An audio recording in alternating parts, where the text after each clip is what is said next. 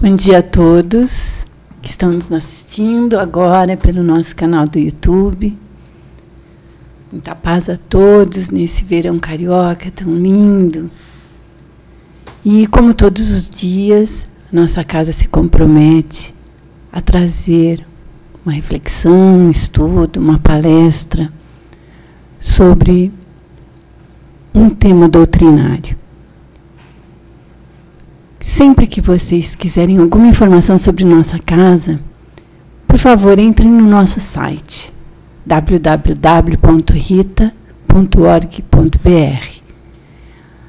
Nossa casa continua aberta, continua com todas as atividades online. As atividades assistenciais, as atividades doutrinárias, as atividades mediúnicas. Entrem lá no nosso site, vocês vão ter informações sobre tudo. Inclusive, se vocês precisarem de uma palavra amiga, de um atendimento, de um acolhimento fraterno, todos os dias nós temos médiuns que se disponibilizam, que colocam lá no site seu contato de celular ou de WhatsApp. Então fiquem à vontade para entrar em contato e conversar com um dos nossos médiuns da casa.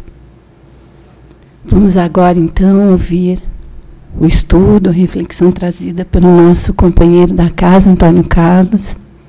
Mas antes, vamos nos concentrar, fazer a nossa prece, pedindo a Jesus, nosso Mestre querido,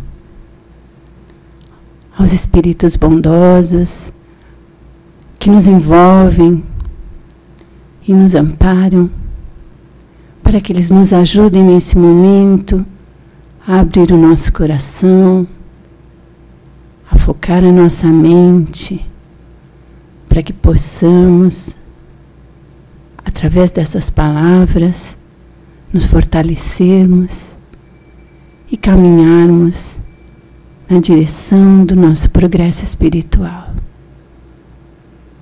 Assim sendo, pedimos a Deus nosso Pai a permissão para iniciar o nosso estudo de hoje. Graças a Deus.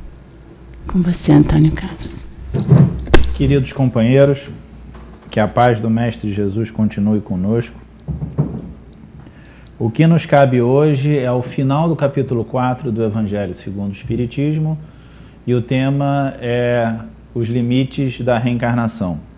Só lembrando, a doutrina espírita é inaugurada em 18 de abril de 1857, com o Livro dos Espíritos, né? E depois Kardec revisita partes do Livro dos Espíritos nos documentos subsequentes. O Evangelho nada mais é que um detalhamento de uma parte do Livro dos Espíritos dedicada às leis morais, né? E, possivelmente, ele tem uma das melhores aberturas dos livros da doutrina espírita. Porque nela o Kardec se diz o seguinte: ao revisitar o Evangelho, eu vou me ater somente nas passagens morais do Mestre Jesus. Lembrando que o Evangelho, como relatado pelos 4 evangelistas, contém parte da história de Jesus, o Jesus histórico. E Kardec fala, já se brigou muito pelo Jesus histórico e eu não vou perder tempo com isso, porque de longe os detalhes históricos de Jesus pouco interessam diante do valor do ensinamento moral das suas passagens, né? Se Jesus estudou com os essênios, se Jesus partia o cabelo para a direita, se partia para a esquerda, se usava sandália grossa, sandália fina, isso é só curiosidade muito pouco importante. E se vocês repararem, até a figura do Mestre Jesus que chega a gente, chega muito influenciado pelo renascimento, né, do movimento renascentista da Itália, onde Jesus é um italiano típico, contando que um homem da Galileia possivelmente seria muito diferente daquele europeu que vive e viveu na Itália. Então, para que a gente vai perder tempo com esses detalhes menores sobre a história de Jesus, quando os valores morais dele excedem em muito, né, toda e qualquer curiosidade, no fundo é isso que a gente pode ter em relação aos anos de formação, a relação familiar e a estrutura social que o Mestre Jesus está inserido, né? Está mais para ele funcionar apesar dessas dificuldades do que por conta das dificuldades que ele estava inserido. Então, voltando ao nosso tema, no final do capítulo 4, esse tema voltado aos limites da reencarnação, né? Onde se pergunta se haveria limites da reencarnação. Só lembrando, a doutrina espírita nos ensina que a gente tem o espírito, a alma, tem um envoltório, que é o perispírito, né, que o Kardec deu esse nome pensando no perisperma da flor, e o André Luiz chama, por exemplo, de psicossoma, de corpo da alma, né, lembrando que soma é alma, e por fim a gente seria o corpo material, né? Então são essas camadas. Só que a gente pode imaginar que quanto mais materializado o mundo, mais grossa vai ser, digamos, essa camada do corpo material. Mais difícil vai ser você enxergar a realidade do espírito. Em mundos mais adiantados, ela é tão fina, que ela vai se confundir com o espírito. Vou dar um exemplo que me ocorreu quando eu preparava o estudo. É como se a realidade verdadeira fosse muito gelada, né? Então a gente estaria com essas temperaturas do espaço profundo, que é tipo menos 200 graus Celsius.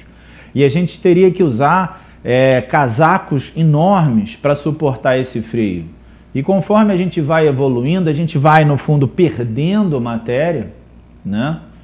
A gente vai perdendo matéria e ganhando, quintessenciando essa matéria, tornando ela mais sutil, de forma como se a gente fosse perdendo o frio e se adaptando, se nos permitindo viver melhor, né, nesse ambiente mais gelado. E é interessante porque, nesse ponto, a evolução material é muito distinta da evolução moral. Se você reparar, a evolução material, do jeito que a sociedade coloca, você evolui pelo aumento de matéria, né? Você nasce sem nenhumas posses e, a princípio, você vai morrer com algumas posses.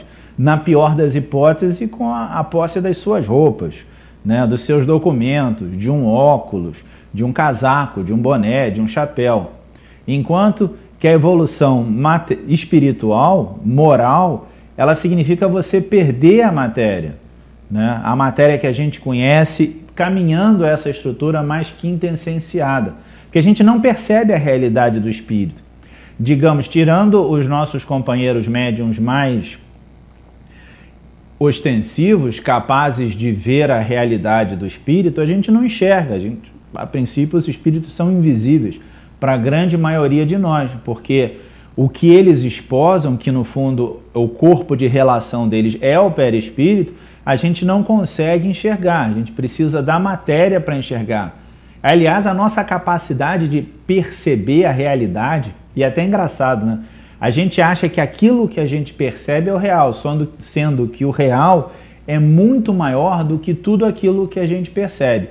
Nós somos tão limitados que a gente não enxerga o infravermelho, a gente não enxerga o ultravioleta, a gente não vê as ondas de rádio que permeiam a gente por todo o espaço, ainda mais nessa época de comunicação à distância. Você tem ondas eletromagnéticas cortando o ar a todo instante, a todo tempo, e a gente é completamente cego a esse tipo de fenômeno. A gente não percebe a realidade como ela é, a gente não percebe as ondas psíquicas, né? Vou dar um exemplo bem interessante. Acontecia, Chico Xavier, né, que foi, digamos, o apóstolo do espiritismo no Brasil, né, um homem com uma obra ímpar, né, 480 livros ou algo assim de psicografia, nenhum deles ele cobrou os direitos autorais, doava todos os direitos autorais, né? Foi um verdadeiro franciscano na acepção de seguidor de São Francisco de Assis.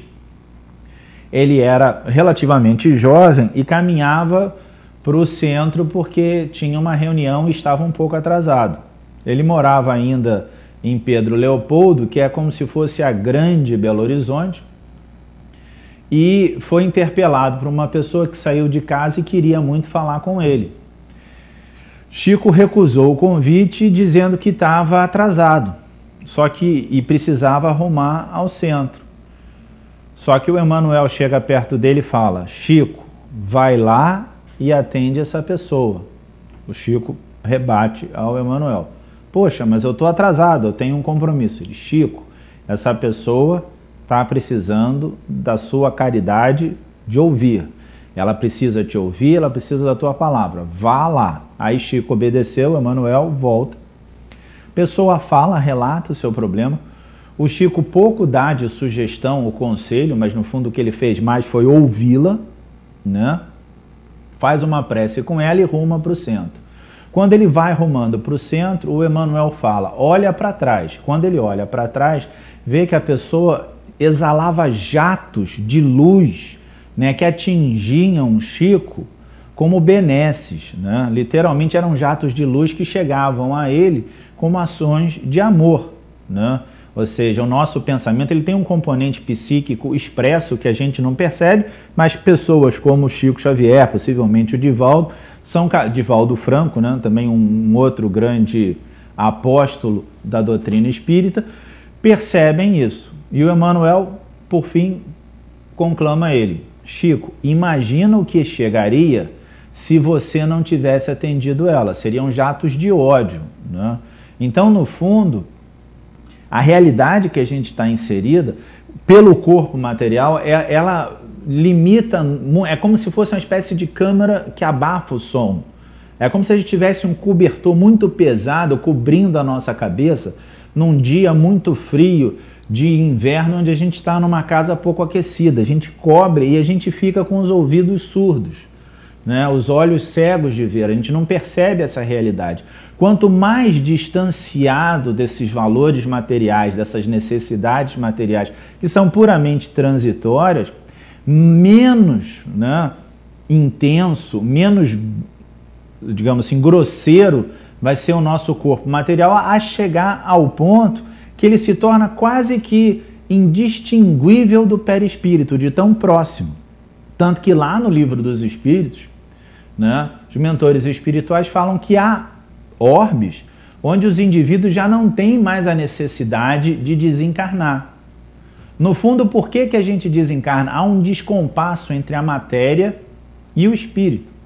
É como se, e é uma coisa interessante, do ponto de vista material, se eu tenho um elemento muito energético e quero contê-lo, né, esse elemento muito energético ele começa a liberar energia, né, tem um processo de decaimento. Pensando aqui, por exemplo, numa reação nuclear, aquilo vai tendo que ser contida, né? Hoje, na nossa sociedade, esses problemas a gente coloca tudo numa caixa de chumbo, enterra num lugar muito longe e espera anos e anos até aquilo se tornar inerte, né? Mas no fundo é isso, há um descompasso da matéria com a nossa realidade do espírito, que a matéria a gente vai evoluindo com o nosso corpo, tem um auge, mas também tem um declínio do corpo físico. E esse declínio, no final, efetivamente vai levar a todos nós à morte. Mas a gente continua ali, né? É interessante que, do ponto de vista de fenômeno, a linguagem é meio complicada, né? A gente sempre fala, né, eu tenho nascer, morrer.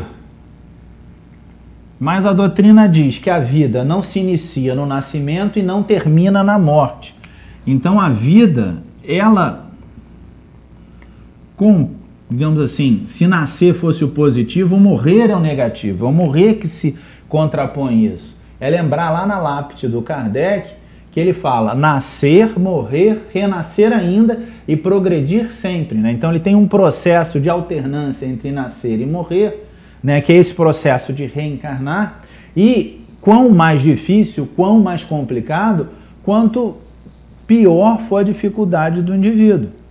Por exemplo, espíritos grandemente devedores, com alguma capacidade cognitiva do desafio que os esperam na reencarnação, podem tender a rechaçar essa reencarnação, a não querer essa reencarnação, porque sabe que vai ser uma experiência de dor, uma experiência de luta, uma experiência de sofrimento, né? Mas, ao mesmo tempo, tem espíritos que realmente estão tão acostumados a reencarnar que o processo não é muito complicado. Eu, como espírita, quem já me viu falar, fala, eu não tenho medo nenhum de morrer. Se você falar que eu tenho que morrer agora, eu vou até falar, que bom que amanhã eu não tenho que pagar imposto. Né? Mas eu tenho um medo danado de reencarnar. Né? O processo de reencarnação, de você ter que reduzir a sua consciência, é desafiador para todos nós. Né? Tão mais complicado, quanto mais complicado for a nossa história e os desafios que a gente está inserido. Né? É lembrar que o processo reencarnatório, a grande vantagem do processo reencarnatório é você meio que começar tudo de novo. Parece até que é uma coisa repetitiva, é chata, não, mas é uma forma da gente tentar melhorar aquilo que temos, né, corrigindo os nossos erros, mas sem o peso daquela culpa. Vou pegar um cenário imaginário. 3 pessoas, o marido, a esposa e a amante desse marido. Os 3 desencarnam e depois reencarna de novo. Marido e esposa, e o marido com a esposa resolvem ter a amante como filha. Pensem o seguinte, que dificuldade seria para essa mãe saber que aquela filha que foi gerada dentro dela, no fundo representa a amante do marido em outra instância. Que dificuldade representaria para o pai saber que aquela que ele amou fora do casamento, traindo a quem ele prometeu, né, cumprir, se dedicar como esposo, ele é levado a ter que cuidar da forma fragilizada de filha. Isso tudo traria complicações psicológicas que se manifestam no nosso inconsciente. E por si só já são complicadas o suficiente. O melhor é isso. Como se fica isso gravado no inconsciente, todas essas informações nossas estão gravadas no nosso inconsciente, no nosso arquivo, né? Mas elas não estão tornadas explícitas, porque normalmente elas complicam muito mais. No Livro dos Espíritos, Kardec pergunta, como é que eu posso saber quem eu fui? E os espíritos respondem simples, é pensar quem você é hoje, só que um pouco mais piorado. O nosso processo de reencarnação é um processo de libertação. É um processo onde a gente trabalha os nossos vícios, tornando-os em virtudes. Só que o melhor de trabalhar um vício é sem a pressão de você saber que foi vitimado por esse vício. Você se sente mais liberto. Da mesma forma, também permite você trabalhar outras aptidões. Lá no Livro dos Espíritos, né, Kardec vem e pergunta por que a gente nasce homem e mulher? E os espíritos comentam da nossa necessidade de passar pelas experiências evolutivas, o que leva a Kardec a fazer um comentário. Nascemos homem para aprender o que o homem precisa aprender e nascemos mulher para aprender o que a mulher precisa aprender. Nessa alternância, a grande vantagem da reencarnação é essa alternância que a gente tem de momentos e oportunidades de serviço. É interessante que a evolução é trabalho. E já nos diz a natureza, a energia, ela só funciona bem quando está em movimento. Você vê que a nossa sociedade tem um grande problema de acumular energia. Seja da forma mais simples, uma represa, você tem que construir barragens gigantescas, um esforço colossal para simplesmente conseguir segurar a água. Né? Então a gente tem essas dificuldades, né, de manter a energia parada. Da mesma forma é o nosso processo evolutivo, ele é um processo contínuo de um trabalhar constante. É contínuo movimento, a gente não para, a gente continua trabalhando, sempre seguindo. Repara só, a doutrina dos espíritos nos diz o seguinte, a gente não retrograda. Então, por pior que seja o seu erro, o máximo que ele vai fazer é te levar a ficar estacionado. Mas você sempre caminha para frente. Você pode parar, é um direito seu. É um respeito que todos os mentores têm ao nosso livre-arbítrio. Você pode estragar a sua reencarnação. É claro que você vai tornar muito mais difícil os processos de corrigenda disso. de você conseguir trabalhar todos, né, os seus erros acabam se acumulando, então eles têm que ser tratados de uma forma ou de outra, né? O indivíduo, ele veio para evoluir. Quanto mais complicado é o meio, mais grosseira vai ser o processo de reencarnação. Quanto menor os desafios desse processo reencarnatório, menor essa nossa camada aqui, e eventualmente a gente nem mais precisa reencarnar para evoluir. A gente já está, digamos, em paz o suficiente com o nosso psiquismo, com os nossos erros e cientes dos nossos acertos, de forma que a gente consegue construir a nossa evolução sem passar pelo desafio, sem precisar passar pelo desafio de reencarnação. O que não quer dizer que a gente não possa reencarnar, a gente não fica proibido de reencarnar, né? Um chamado espírito puro, ele pode vir a reencarnar na Terra. É claro que é um processo que não vai ser tão imediato quanto alguém que já está sempre reencarnando. É meio como uma pessoa que faz várias vezes um ato, ela acaba ganhando uma certa prática nesse ato, né? Então, espíritos que estão cotidianamente, vamos assim dizer, por falta de melhor palavra, a linguagem nesse ponto é muito pobre para expressar a realidade que a gente está inserido, né? Nós reencarnamos de forma muito mais fácil do que os espíritos puros, porque o perispírito dele já não tem mais aquela necessidade, já não tem, então ele tem que ser trabalhado. Alguns companheiros da doutrina comentam que nos anos 30 houve uma comunicação falando que o processo de reencarnação do Mestre Jesus levou 2000 anos, porque é o que você fazia para conseguir empacotar o perispírito dele de forma que ele tivesse apto a ter um corpo humano.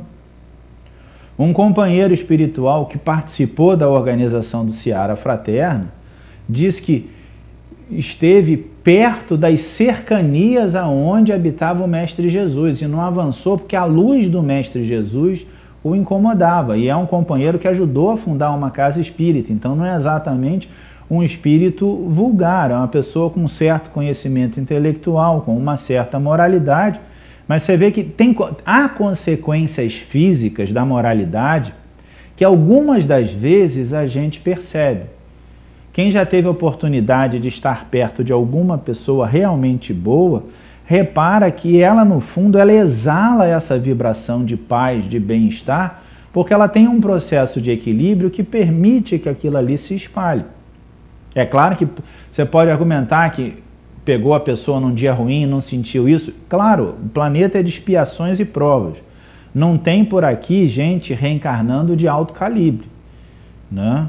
Eu gosto muito de um diálogo que o Chico teve com o Divaldo ainda garoto, encontrou o Chico e foi reclamar: Chico, eu não aguento mais, todo mundo me pergunta, eu fui o Duque, eu fui a rainha, eu fui o não sei quem, eu fui não sei quem lá, todo mundo quer ser gente importante, cadê o pedreiro, o sapateiro, o açougueiro?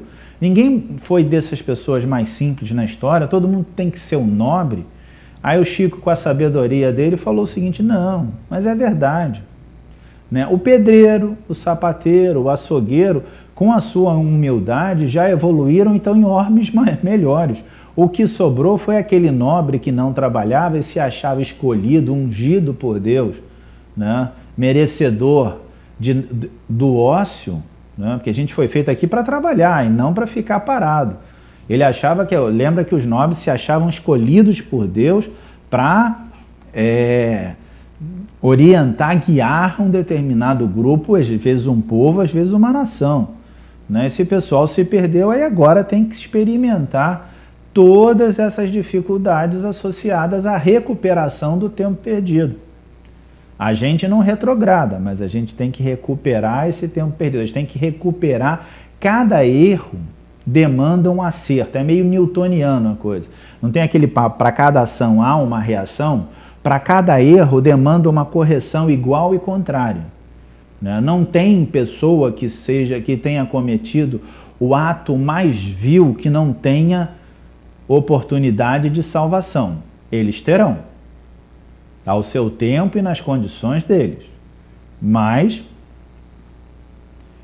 vai demandar um determinado esforço, vai demandar, né, um mecanismo de ajustes, né? O exemplo, por exemplo, num dos livros do Divaldo, onde ele relata diversos problemas das regiões, né, umbralinas, onde há um grande desequilíbrio do ponto de vista sexual. Um dos grandes organizadores dessa região era o Marquês de Sade. Se resgata o Marquês de Sade e no processo reencarnatório, para que ele não voltasse a cometer, ele nasce, se não me engano, surdo, cego e deficiente, para justamente evitar de repetir os mesmos erros. Hilário Silva também conta um caso de onde um indivíduo extremamente inteligente, mas extremamente recalcitrante, repetindo os mesmos erros, usando sempre o intelecto dele de forma perigosa, né, foi levado que a solução foi que ele reencarnasse hidrocefálico, ou seja, aquela cabeça enorme, cheia d'água, porque era necessário, no fundo, que a água diminuísse as intensidades, né, das sinapses dele, que todas elas levavam ele estava literalmente viciado nesse padrão psíquico de usar o pensamento dele para vantagens e erros, né? Então você precisava diminuir esse processo de padrão intelectual, né? Eu tive chance de acompanhar, já agora diversos anos atrás, já vai fazer quase 20 anos, um estudo que foi feito onde a gente lidava com crianças que não estavam querendo reencarnar porque eram verdadeiros scholars, né? Pessoas extremamente intelectualizadas e que não estavam dispostas a se ver com a reencarnação de dificuldade, que não queriam se ver tolhidas da sua capacidade de pensar. Usando esse exemplo ainda do scholar, no próprio Evangelho, né, São Luís comenta o seguinte: ninguém nasce scholar. Por mais inteligente que seja o grande intelectual, ele vai ter que passar por todo aquele rito de aprendizagem até se tornar um verdadeiro intelectual, um homem de capacidade intelectual importante, né? Ele vai ter que passar pelas lides da escola, reaprender, revisitar tudo aquilo que ele sabia. Tem um caso muito interessante que aconteceu na vida do Vitor Hugo, do Jung, né? O Jung era garoto, né? Ele morava na região hoje que é a Áustria, né? Então era no interior da Europa, não tinha praia. No verão, o que eles faziam era se dirigir nas regiões onde havia os lagos. Ele vai com um colega para um lago, o pai do colega tinha uma cabana no lago e a cabana no lago tinha o seu botezinho. Chegando na cabana, o pai do colega se dirige até o centro da cidade e pede ao Jung e ao filho dele, podem brincar aqui à vontade, mas façam o que vocês quiserem, não peguem o barco e entrem no lago, porque justamente com medo que eles se afogassem, não ter um adulto supervisionando eles. O pai do amigo do Jung deu as costas para ir na cidade pegar os mantimentos. Adivinha que o jovem Jung e o colega fizeram?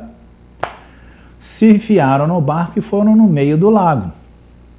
Pouco depois, quando retorna esse senhor com os mantimentos, pegam os dois moleques pulando do barco para o lago e depois subindo, se divertindo no lago, né? Os chama para a terra, dá uma bronca neles, dizendo que é irresponsável, é falta de respeito, né? Não obedeceram, mas dá uma bronca enorme neles. E o Jung, então, com 10 anos, pensa o seguinte: quem esse senhor acha que ele é? Me dando uma bronca dessa, eu, um scholar. Ele era um garoto de 10 anos, mas o que acontecia? No inconsciente dele, ainda tinha a sombra de um grande homem intelectualizado que veio a ser o Jung. Porque ninguém se torna um Jung ou um grande cientista de uma hora para outra, ele vem sendo trabalhado isso. Não tenham dúvida, Pierre Curie, Madame Curie, todos esses grandes cientistas, eles vêm se ensaiando nessas artes da ciência, né?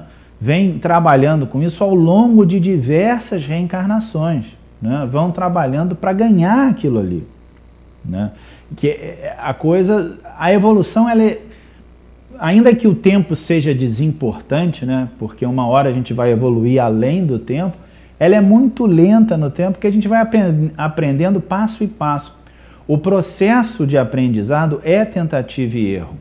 Algumas vezes, a grande vantagem da gente ter o livre-arbítrio é que a gente tem a chance de refletir sobre as nossas ações, coisas que os animais não têm. Eu sou o único animal que posso sentir o desejo de comer e optar, não vou comer agora para mim, porque não é adequado, não está na hora certa, né? Eu posso restringir os meus desejos, sejam eles quais forem, mediante a minha força de vontade e ação para contê-los. Dificilmente um animal consegue resistir a qualquer um dos desejos. Em contrapartida, vocês veem que há um mecanismo muito interessante. Nós somos, dentre as espécies que existem no planeta, a que produz, né, os filhotes, né, nossos filhos são extremamente frágeis. A gente pega um bezerro em questões talvez de minutos, né, ou quando muito horas, ele já tem uma autonomia de ficar em pé e correr atrás do sustento dele, seja se amamentando na mãe, seja eventualmente até comendo o pasto. Quando a nossa cria é tão dependente que ela vai levar 2, 3 anos para ter alguma autonomia para que ela consiga se alimentar, né? E demanda ainda que alguém vá buscar esse mantimento. Isso facilitou que a nossa organização em famílias, e as famílias em sociedades, as sociedades em nações, né? Então a gente nota que tem toda essa contrapartida, né? A gente conseguiu se organizar de uma forma, a gente tem valores estruturados, conceitos que a gente começa a ensaiar timidamente ainda os conceitos morais dentro da nossa sociedade. Mas a gente já tem chance disso. A gente nota que a doutrina dos espíritos sempre fala que não tem vantagem nenhuma de raça, cor, credo, né, ou religião. Uma das coisas mais fantásticas que tem na doutrina dos espíritos, que o mestre Kardec até pergunta, há alguma religião que seja a principal que te leve? Não, porque se Deus é infinito, infinitos caminhos levam a ele. A doutrina espírita reconhece que o indivíduo pode até não ter religião, mas ele tem valores morais que ele executa e talvez seja mais religioso do que aquele que professa uma religião. Em outras palavras, sermos espíritas, né, conhecermos todo esse mecanismo, não nos torna imunes ou prediletos da criação.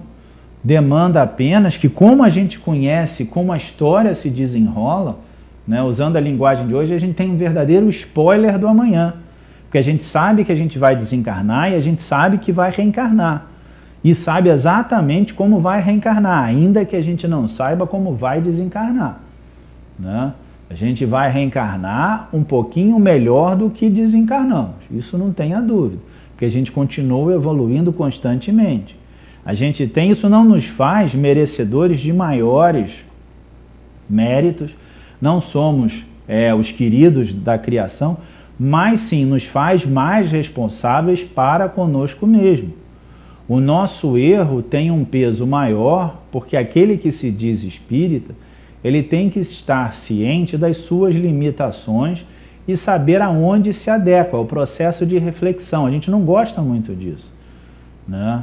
Mas a doutrina espírita, o foco dela é a reforma íntima, né? O processo da gente reconstruir, né? A gente nos tornar um processo de maior aptidão para que as luzes que vêm do alto a todo instante brilhem dentro de nós para o bem comunitário, não é para o nosso bem, né? Eu estava até, outro dia, eu até usei isso numa dessas palestras que a gente transmitiu, que nessa onda do novo normal eu estou lançando o novo egoísmo, né? Faça o bem para o outro, porque no final é esse o melhor para você, porque a ideia do egoísmo não é fazer o melhor para si próprio, né? Só que o melhor para si próprio é o melhor do outro, né? Então usamos esse novo egoísmo aí, né? Vamos aproveitar que a gente está vivendo uma era de uma oportunidade ímpar no planeta, né? A gente nota o quanto ainda somos frágeis como nação, como planeta, a nossa dificuldade de cooperação, mas também como somos fortes em persistir, em lutar. A gente vê uma casa que não se abate, apesar de um processo de pandemia, buscando manter as suas atividades assistenciais, que são a razão de ser do Rita. O objetivo daqui da casa não é quem estuda parecer mais inteligente, não é atender àqueles que precisam, né? E os necessitados somos todos nós, inclusive aqueles que dão palestra, que auxiliam. Todos nós precisamos de algum auxílio em algum tempo, né? Esse processo reencarnatório nos mostra que somos muito mais próximos uns dos outros do que possamos, em primeiro momento, achar. Estamos interconectados, ligados, né? A gente faz parte de um todo que coopera.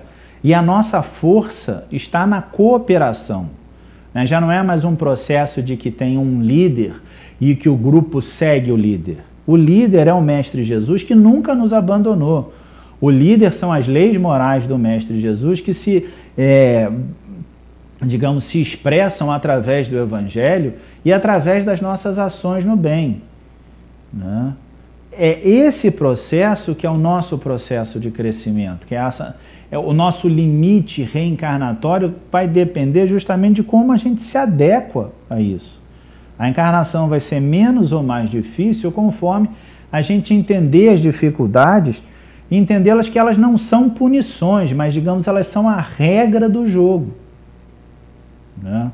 É até interessante que Kardec volta a esses itens, porque lá no Livro dos Espíritos, quando ele fala do processo reencarnatório, ele fala que muitas das vezes ele é difícil para o indivíduo porque ele se sente tolhido da realidade plena.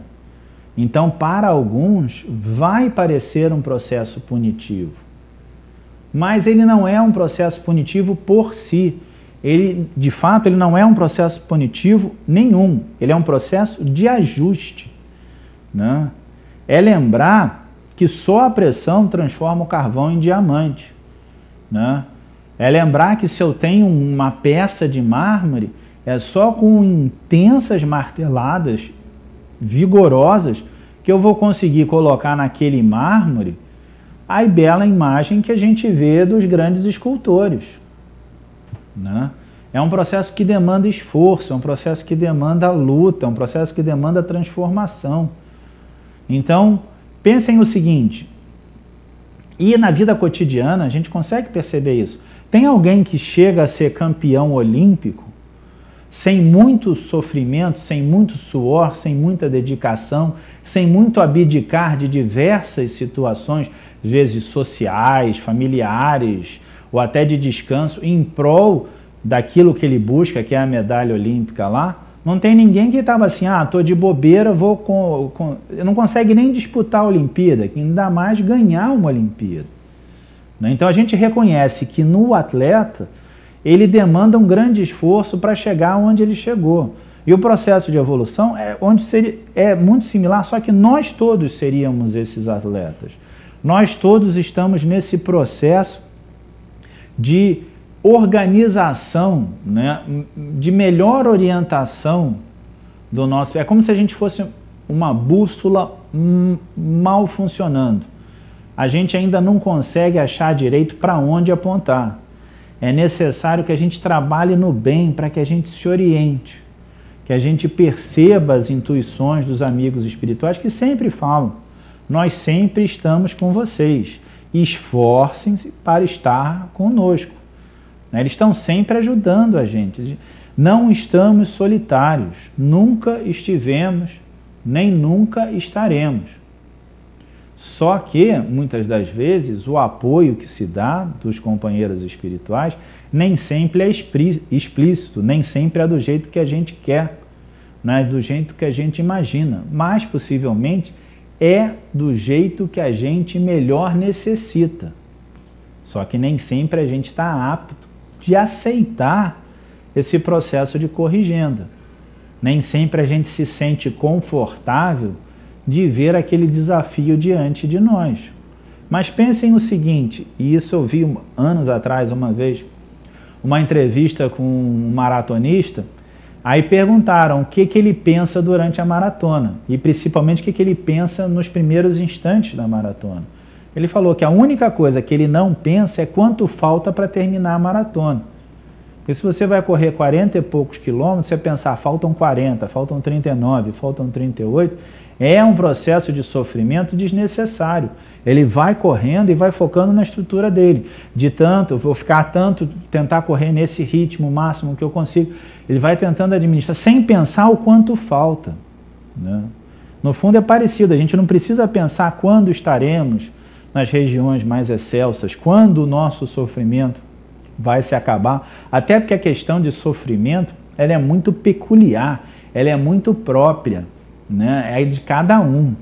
Eu gosto de dar o exemplo da Madame Curie. Madame Curie nasceu polonesa, se tornou herói francesa, né? Vocês imaginem como é difícil um país que sempre teve muita rejeição ao estrangeiro reconhecer como heroína aquela que não nasceu na França, mas se tornou francesa por casar com um francês, né? Era sempre tratada como, digamos assim, num primeiro momento, uma cientista menor. O Pierre Curie fala explicitamente, se não quiserem que alguém negue o prêmio Nobel, né, o prêmio Nobel tem que ser dado a mim e a Marie, porque ela trabalhou comigo em todo o processo, né? O comitê do Nobel entendia que ela tinha sido uma assistente dele, falou, não, ela foi de fato uma coautora do nosso processo de pesquisa. Ela ganhou um primeiro Nobel, depois ela ganha um segundo Nobel e a filha ganha Nobel. Eu até brinco lá com a minha esposa que eu digo que devia ser o almoço de família mais chato, né? Porque quem não tem Nobel não deve sentar na mesa, né? Mas brincadeiras à parte, essa senhora, esse gigante da ciência, no final da vida aclamado por todo mundo ouvia o que ela tinha para falar. Ela diz que o melhor período da vida dela era quando ela trabalhava com Pierre Curie, garota recém-chegada da Polônia. Ela era uma senhora baixa, de baixa estatura, não era muito forte, ela ficava carregando pesados objetos por causa dos experimentos químicos, de leva no laboratório, leva de um lado, leva para o outro.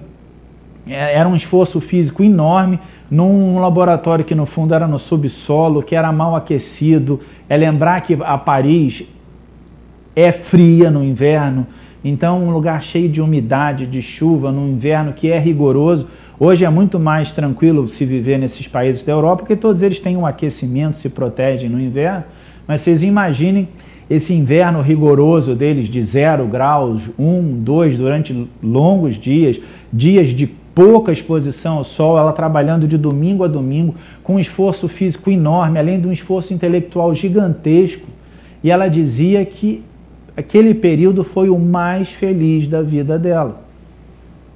Quando, no final da vida, ela gozava de plenos benefícios sociais, né? Além de uma certa independência financeira, que na época eles tinham grandes dificuldades financeiras. Então a gente nota que a felicidade nossa, ela não demanda do bem material, mas sim demanda da interação que a gente está inserido. Somos e seremos muito felizes quanto mais próximos aos nossos mentores nós estivermos. É necessário a gente ter esse foco, essa certeza, essa confiança. A reencarnação não é uma punição, é um processo de redenção. É um alívio para a nossa evolução. É essa certeza que a gente tem que ter no nosso coração constantemente.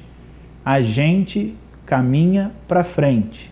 Que sigamos confiantes nos nossos mentores, no planejamento que eles nos propuseram, mas acima de tudo, na nossa capacidade de executar esse planejamento, organizado pelos mentores, mas acima de tudo, inspirado pelo Mestre Jesus e, além dele, por Deus nosso Pai, que quer o bem de todos nós, indistintamente das nossas posições.